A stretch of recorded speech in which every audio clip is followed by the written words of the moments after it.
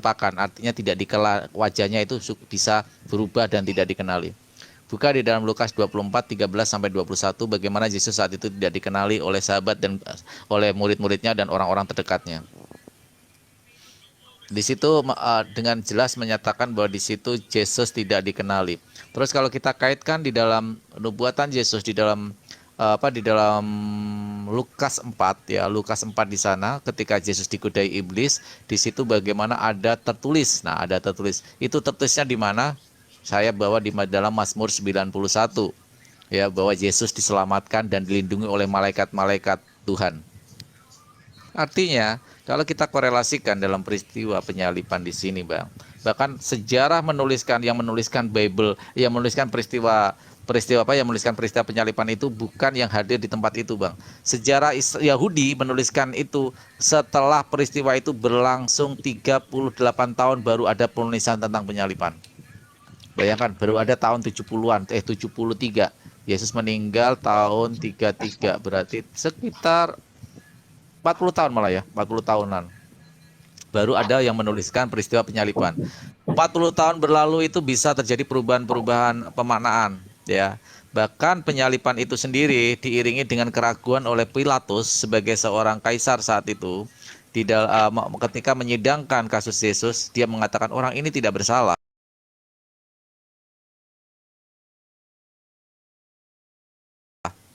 Bahkan istri dari Pilatus mengatakan di dalam Lukas mengatakan bahwa jangan dihukum orang ini, karena kalau dihukum orang ini kita akan mendapat celaka.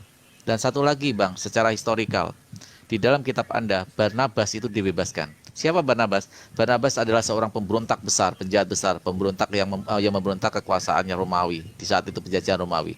Tidak ada catatan sejarah manapun, ya, pemberontak di zaman Romawi itu dibebaskan. Biasanya langsung Maaf ya, dihukum. halo admin. Tadi Lukas berapa ya? Lukas 24. 24. Oke. Ayat 13 sampai 21. Di situ baca Yesus tidak dikenali oleh sahabatnya.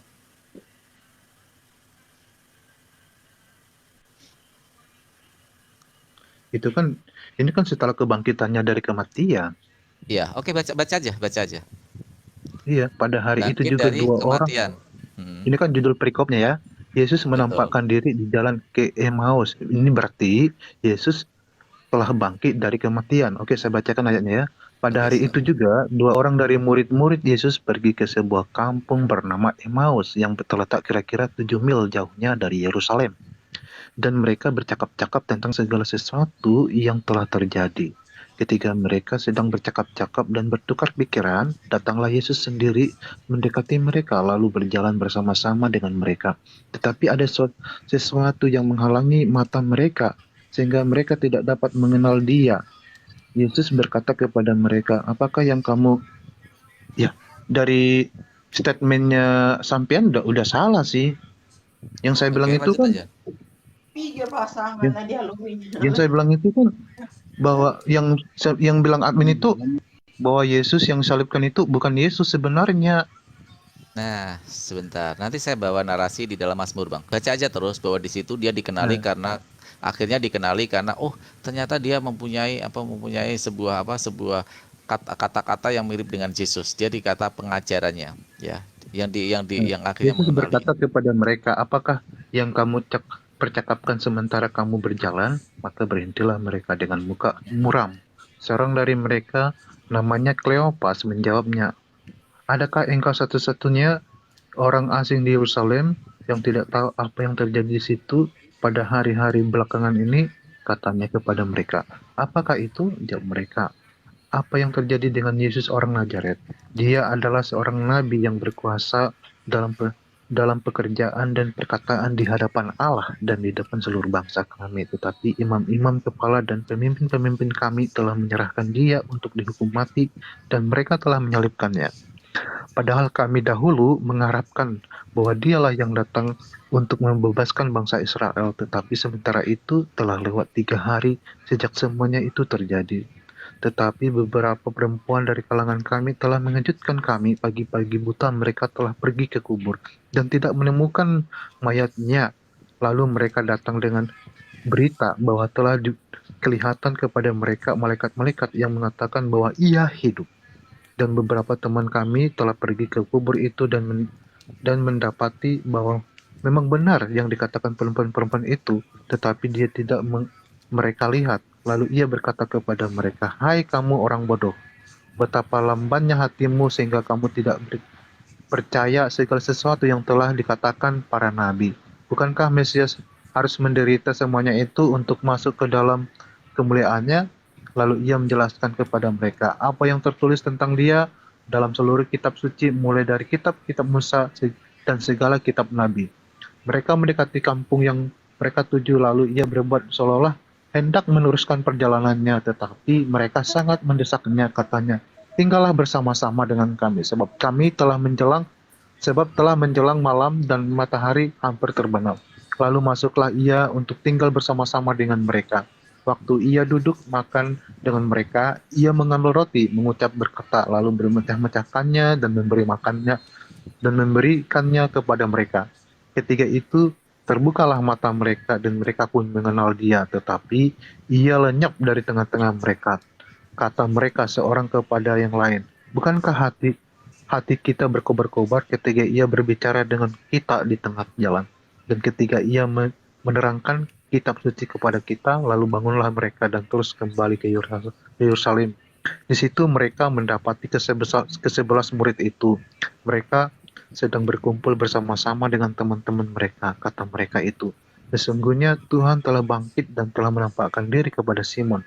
Lalu kedua orang itu pun menceritakan apa yang terjadi di tengah jalan dan Stop. bagaimana mereka mengenal dia pada waktu ia Oke, memecah-mecahkan roti. stop Bang. Di situ klaim dari Lukas 24 adalah setelah masa kebangkitan, ya, masa kebangkitan. Kita Ya. korelasikan di Lukas 4 dulu, Bang. Kan itu Lukas 24 ya, Lukas 4 dulu. Ketika Yesus kita rujuk satu persatu. Lukas 4 nomor 10, silakan dibaca.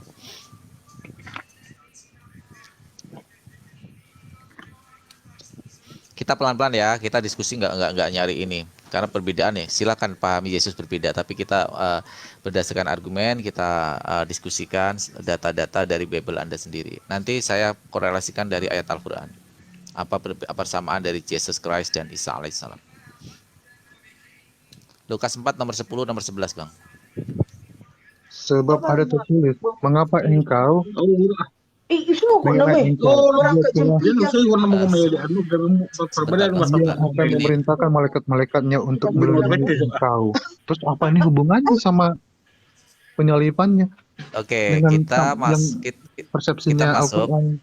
Oke, Lukas 4 nomor enggak bawa saya membuat sebuah tesis bahwa tidak ada penyalipan dan apa yang dikatakan Al-Qur'an benar bahwa penyalipan itu tidak terjadi kan. Tesis saya kan seperti itu Bang ya, Bang Amsah ya. Nah, saya mempertahankan tesis saya dengan bukti bahwa di dalam Lukas 4 nomor 10 sampai nomor 11 saya baca deh. Sebab ada tertulis. Artinya kalau ada kata sebab ada tertulis itu berarti nubuatan Bang ya. Itu adalah ciri khas Bible.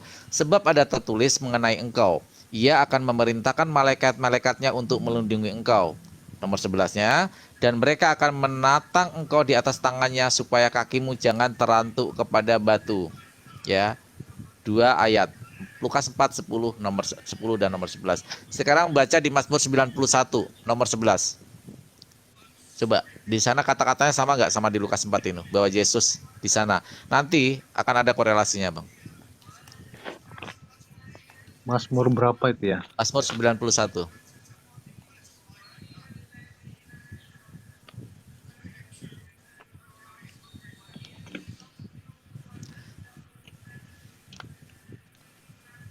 Satu ayat berapa ya, Mas? Nomor 10 dulu. Malapetaka tidak akan menimpa kamu dan Tuhan tidak akan mendekat kepada. Ini 91 Oke. ya? Iya, 91 nomor 10. Betul. Terus hubungannya apa? Oke, sebentar, Bang. Nomor 11-nya, Bang. Sebab, baca. Sebab, Ya, sebab malaikat-malaikatnya akan diperintahkannya kepadamu untuk menjaga engkau di segala jalanmu. 12-nya, mereka akan menentang engkau di atas tangannya. menatang, bukan menantang. Supaya kakimu jangan terantuk kepada batu. Oke, baca lagi Lukas 4, 10, 11. Kata-katanya sama nggak? Hampir sama. Hampir sama. Artinya itu nubuatan benar terjadi nggak? Bahwa kalimatnya sama. Iya, sama. Bahwa Yesus diselamatkan ya. Malaikat-malaikat akan menjaga Yesus ya. Hmm, iya. Nah, baca yang paling terpenting adalah Mazmur 91 nomor 8. Ini kuncinya. Engkau hanya menontonnya dengan matamu sendiri dan melihat pembalasan terhadap orang-orang fasik. Sudah itu? Oke, penting itu. Ketika menonton ya, apakah Yesus, kan kata orang Kristen ini kan itu adalah nubuatan ketika Yesus dicobai iblis kan? Pernah nggak Yesus ketika dicobai iblis menonton? Padahal Yesus ketika dicobai iblis, Yesus itu dibawa oleh iblis ke padang gurun dan dia cuma berdua sama iblis. Dicobai sama iblis sampai Yesus mengatakan karena ada tertulis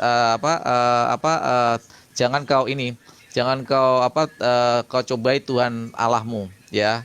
Nah di situ kalau kita kaitkan dari nubuatan itu, ada nggak tontonan di situ yang bisa ditonton iblis untuk menghukumkan orang fasik di dalam Lukas 4 itu? Ini yang dikatakan Bang, terjadi sebuah nubuatan yang harusnya nubuatan ini adalah untuk penyalipan Yesus, yang Yesus diselamatkan. Tidak pernah terjadi penyalipan di sana.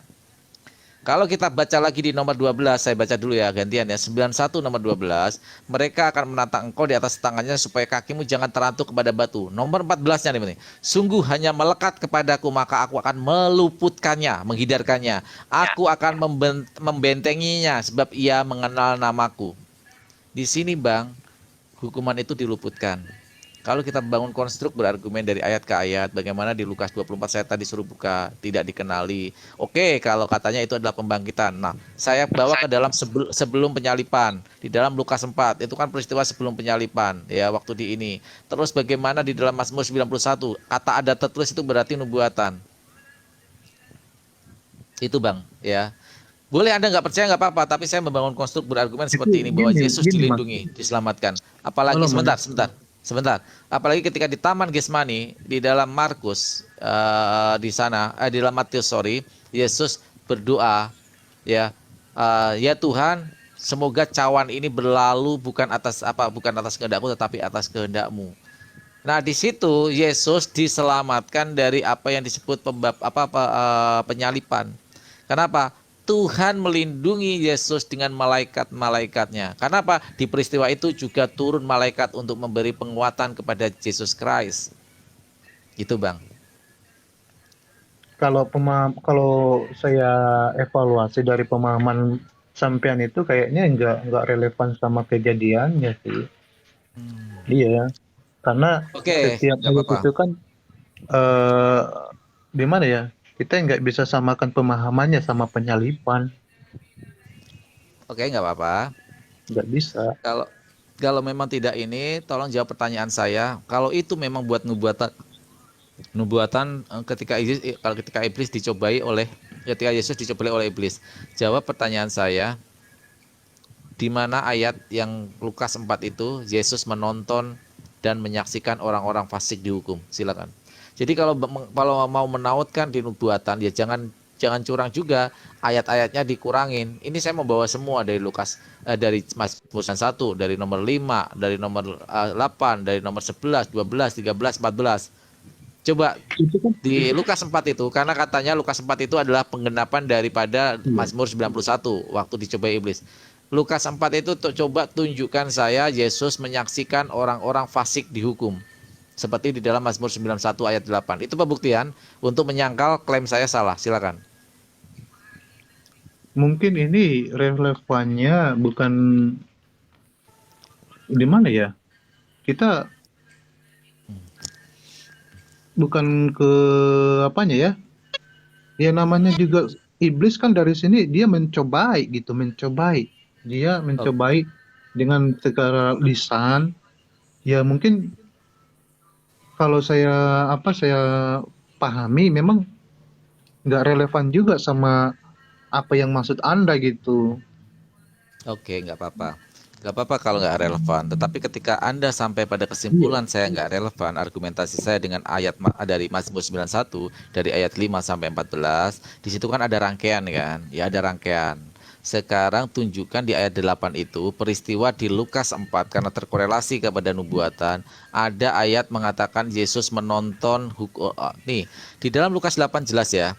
Coba baca di dalam 91 baca lagi coba Mazmur 91 ayat 8, Bang. Maaf. Coba dibaca lagi. Engkau hanya menontonnya dengan matamu sendiri dan melihat pembalasan terhadap orang-orang fasik. Pembalasan terhadap orang-orang fasik. Di situ ada ayat seperti itu. Coba secara kontekstual maupun tekstual di Lukas 4 tunjukkan Yesus melakukan itu.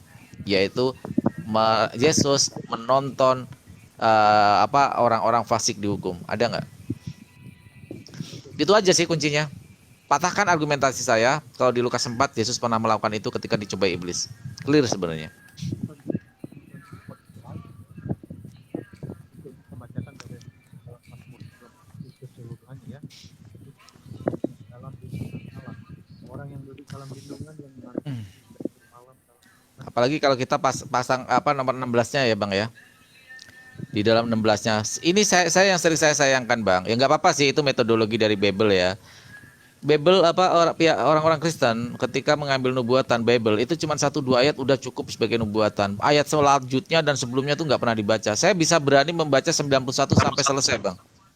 Ya, contoh kalau kita lanjutkan di dalam Mazmur ya nomor 16-nya 91 nomor 16-nya ya.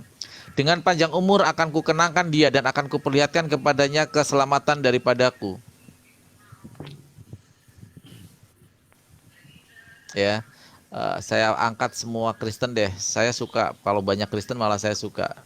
Ayo kita Ya, kita Pak, beradu 133. argumen. Tapi beradu argumen ya. Makanya yang belum sampean itu mencopot satu ayat dari Mazmur 91 itu kayaknya kurang relevan sama nubuatan yang tertulis dalam Lukas pasal 4 tadi. Itu kan memang di mana saya bilang ya? Itu kan perkataan iblis. Itu kan omongan dari iblisnya secara lisan. Enggak dong, Lukas 4 Iya. bukan perintah. Coba baca Lukas 4 itu coba baca. Sebab tertulis di sana. Coba baca Lukas 4, Bang. Pelan-pelan, Bang, pelan-pelan. Kalau kita main data memang harus pelan-pelan, Bang. Tetapi Yesus Itu berkata ya. kepadanya, ada tertulis, engkau harus menyembah Tuhan Allahmu dan hanya kepada Dialah engkau. Ini ya omongan iblisnya ya ini. Yesus yang penuh dengan Roh Kudus. Bang, suaranya kecil. Headset Yesus yang penuh dengan Roh Kudus kembali dari tenggelam suaranya. dibawa oleh Roh Kudus Suaranya ke kecil, padang. Nah, oke. Kecil ya. Ulangi. Yesus yang penuh dengan Roh Kudus kembali dari Sungai Yordan, lalu dibawa oleh Roh Kudus ke padang gurun. Di situ ia tinggal 40 hari lamanya dan dicobai iblis. Selama dia di situ, ia tidak makan apa-apa dan sesudah waktu itu ia lapar. Lalu berkatalah iblis kepadanya, jika engkau anak Allah, suruhlah batu ini menjadi roti. Jawab Yesus kepadanya, ada tertulis manusia hidup bukan dari roti saja. Kemudian ia membawa Yesus, yaitu iblis ya. Kemudian iblis membawa Yesus ke suatu tempat yang tinggi dan dalam sekejap mata ia memperlihatkan kepadanya semua kerajaan dunia.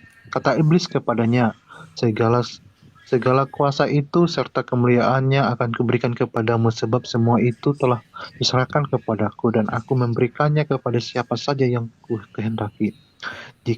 Jikalau engkau menyembah aku, seluruhnya itu akan menjadi milikmu. Tetapi Yesus berkata kepadanya, ada tertulis engkau harus menyembah Tuhan Allahmu dan hanya kepada Dia sajalah engkau berbakti. Kemudian ia membawa Yesus ke Yerusalem. Ya, ini iblis ya. Kemudian iblis membawa Yesus ke Yerusalem dan menempatkan dia di bubungan bait Allah. Lalu berkata kepadanya, jika engkau anak Allah, jatuhkanlah dirimu dari sini ke bawah, sebab ada tertulis mengenai engkau, ia akan memerintahkan malaikat-malaikatnya untuk melindungi engkau, dan mereka akan menatang engkau di atas tangannya, supaya kakimu Tidak jangan terantuk batu. terantuk Jangan kepada terantuk batu. batu. Ini kan perkataan Yes. Yesus, perkataan Ya, iblis. perkataan Yesus langsung menjawab, ada firman, jangan engkau mencapai Tuhan Allahmu. Oke, sampai di situ. Oke, kita kan sampai tahap pembuktian ya Bang ya. Tesis itu kan perlu pembuktian. Maka saya bilang, kalau Lukas 4 ini adalah nubuatan Yesus dicobai sama iblis, maka jangan lupakan di dalam Mazmur 91 nomor 8 di sana dikatakan bahwa Yesus ya menonton mereka. Yuk kita baca lagi Bang ya, pelan-pelan ya Bang ya. Oke, sebentar. 91, Mazmur 91 nomor 8 kita baca di situ. Jangan satu aja. Ini saya baca 91 ya. Satu Ya. cukup aja. Dalam Satu lindungan ayat Allah. aja. Satu ayat aja nggak apa-apa. Oke. Itu Oke, Mazmur 91 baca dari 1 sampai 16 nggak apa-apa. Kita dengarkan bahwa di situ nanti Yesus diselamatkan. ini kan Mazmur atau nyanyian ya. Silakan. Jadi agak enak nanti kita baca konstruknya. Nanti juga peristiwa setelah penyalipan terjadi gini loh Bang. Membuktikan sebuah kebenaran itu harus diteliti bagaimana terjadi satu kekonsistenan. Penceritaan itu bisa dipercaya ketika konsisten dalam menceritakan sebuah kisah. Itu yang terpenting. Ya, ini metodologi yang diikuti oleh para sejarawan, yaitu konsisten dalam penceritaan sejarah. Maka kita uji konsistennya. Baca Mazmur 91 dari ayat 1 sampai ayat 16. Judul perikopnya dalam lindungan Allah. Bang, Orang yang hidup nggak kedengeran Bang. Tenggelam. Halo. Ya, nah sekarang suaranya bagus. Ya. Kita pelan-pelan aja. Judulnya dalam lindungan Allah. Orang yang duduk dalam lindungan yang maha tinggi dan bermalam dalam naungan yang maha kuasa akan berkata kepada Tuhan, tempat perlindunganku dan kubu pertahananku, Allahku yang kupercayai. Sungguh dialah yang akan melepaskan engkau dari jerat penangkap burung, dari penyakit sampar yang busuk. Dengan kepaknya ia akan menudungi engkau. Di bawah sayapnya engkau akan berlindung. Kesetiaannya ialah perisai dan pagar tembok. Engkau tak usah takut terhadap kedahsyatan malam, terhadap panah yang terbang di waktu siang, terhadap penyakit sampar yang berjalan di dalam gelap, terhadap penyakit menular yang mengamuk di waktu petang. Walau 1.000 orang rebah di sisimu dan 10.000 di sebelah kananmu, tetapi itu tidak akan menimpamu. Engkau hanya menontonnya dengan matamu sendiri dan melihat pembalasan terhadap orang-orang fasik. Sebab Tuhan ialah tempat perlindunganmu, yang maha tinggi telah kau buat tempat perteduhanmu, malapetaka tidak akan menimpa kamu, dan tulah tidak akan mendekat kepada kemahmu, sebab malaikat-malaikatnya akan diperintahkannya kepadamu untuk menjaga engkau di segala jalanmu. Mereka akan menatang engkau di atas tangannya, supaya kakimu jangan terantuk kepada batu. Singa dan ular tedung akan kau langkahi, engkau akan menginjak anak singa dan ular naga. Sungguh hatinya melekat kepadaku, maka aku akan meluputkannya. Aku akan membentenginya, sebab ia mengenal namaku. Oke. Bila ia berseru kepadaku, aku akan menjawab. Aku akan menyertai dia dalam kesesakan. Aku akan meluputkannya dan memuliakannya. Dengan panjang umur akan kukenyangkan dia dan akan kuperlihatkan kepadanya keselamatan daripadaku. Oke, dari adminnya apa yang mau? Di situ jelas meluputkannya dari hukuman. Yesus di 91 nomor 8 mengatakan bahwa Yesus akan menyaksikan dengan mata kepala sendiri orang-orang fasik dihukum. Yang ketiga, bagaimana di dalam 91 nomor 14 sampai 16 di sana Yesus akan dilindungi, di bawah naungannya dia akan panjang umur. Coba korelasikan dengan nubuatan Yesus dicobai iblis. Mana di dalam peristiwa dicobai iblis itu Yesus menyaksikan hukuman kepada orang-orang fasik. Dengan satu kejadian kita nggak boleh. Nggak boleh. Nggak gitu Bang. Pembuktian itu harus konsisten. Sejarah harus konsisten. Gini. harus konsisten. Ketika Anda menautkan 91 itu kepada nubuatan penyalib nubuatan Yesus dicobai sama iblis, di sana harus ada korelasi semua ayat, yaitu di ayat 91 nomor 8. Di sana dikatakan apa?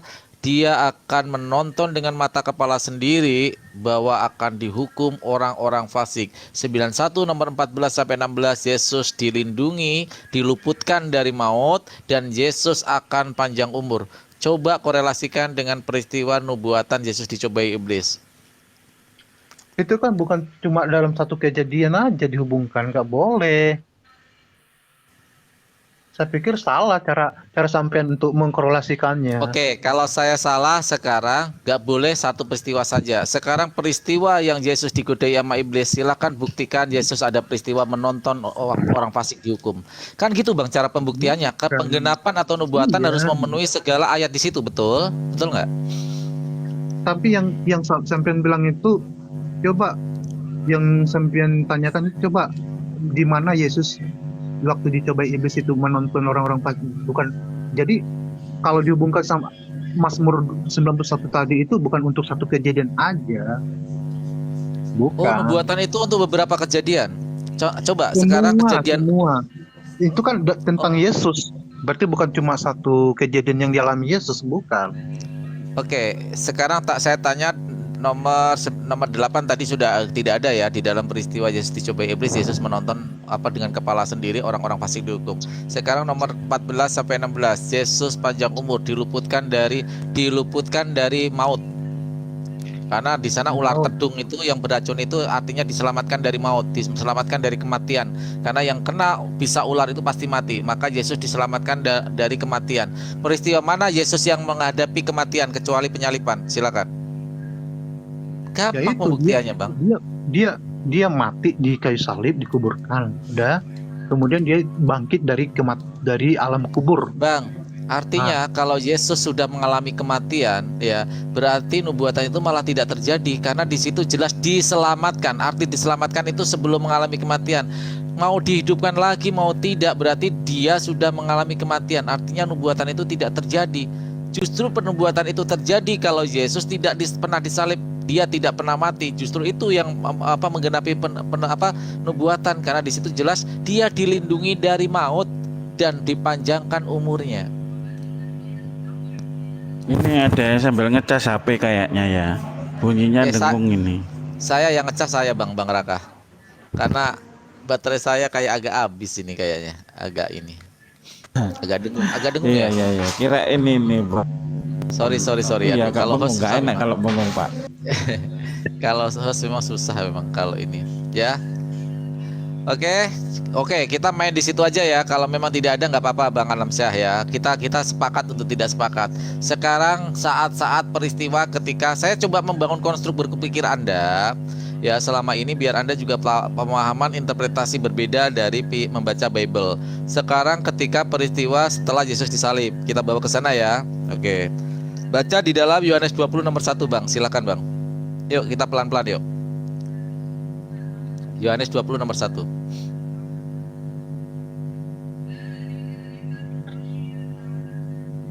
Yohanes 20 nomor 1. Pada hari pertama minggu itu, pagi-pagi benar, ketika hari masih gelap, pergilah Maria Magdalena ke kubur itu, dan ia melihat bahwa batu telah diambil dari kubur. Oke, stop. Di situ yang pergi siapa sendirian? Maria ya. Hari masih gelap ya. Maria sendirian ya. Oke, sekarang baca di dalam Markus 16 nomor 1 nomor 2. Markus 16 1 2.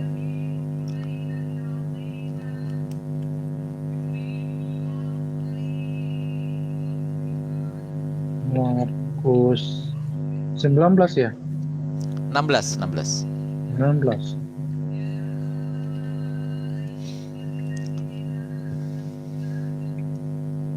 Markus 16 ayat 1 2, nomor 1 dan nomor 2.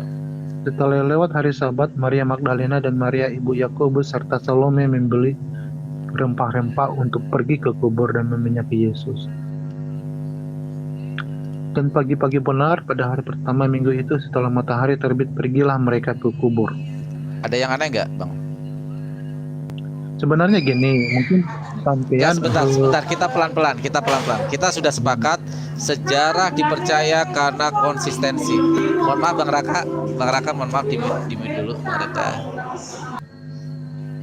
Ya. Kita sepakat bahwa sejarah itu adalah konsistensi. Maka kita lihat tadi peristiwa ini Yesus sudah tidak bisa ditemukan ini. Kita hampir berbeda nggak apa-apa, Bang. Saya juga nggak memaksa. Sekarang kita dalam ranah konsistensi, ya, konsistensi dalam sejarah. Sejarah dipercaya karena konsistensi penceritaan dari detail-detail peristiwa. Yohanes 20 nomor 1 tadi jelas, yang pergi sendiri adalah Maria Magdalena pagi-pagi. Di dalam di dalam Markus 16, di sana yang pergi dikatakan siapa? Maria Magdalena, Maria ibu Yakobus, dan Salome, 3 orang. Apa mungkin satu orang bisa melakukan kegiatan yang berbeda? Yang satu pergi sendirian, yang peristiwa yang lainnya dia pergi bertiga. Coba pikirkan. gini Mas, penulis Markus sama Yohanes itu kan beda orang. Pokoknya tentang Matius, Markus, Lukas, Yohanes, dia memang menceritakan tentang peristiwa kejadian tentang Yesus Kristus. Tapi penulisnya berbeda-beda dari manuskrip yang berbeda-beda gitu. Jadi kita nggak bisa nggak bisa kita perdebatkan tentang masalah jumlah orang yang pergi ke kuburan Yesus.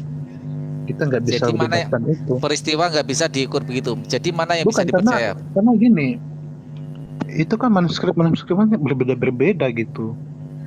Dulu kan memang banyak orang menulis tentang sejarah Yesus itu, sejarah tentang kematian Yesus itu banyak. Mungkin kan mereka berbeda-beda kisahnya. Jadi setiap penulis Yohanes sama Markus itu kan mungkin dapatnya